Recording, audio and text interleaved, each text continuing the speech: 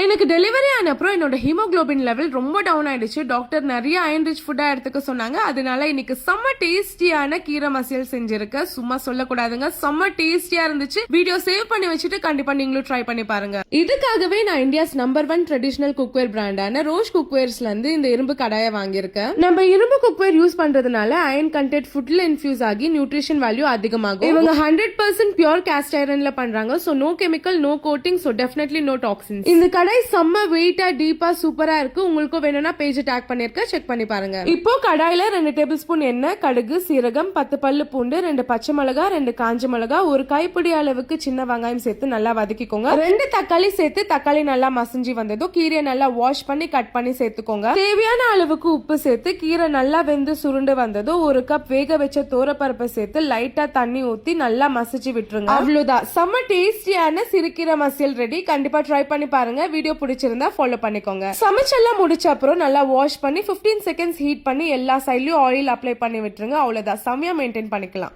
இதை நான் இவங்க வெப்சைட்ல தான் வாங்கியிருந்தேன். இவங்க வெப்சைட்டோட டீடைல்ஸ் நான் டிஸ்கிரிப்ஷன்ல கொடுக்குறேன், செக் பண்ணி பாருங்க.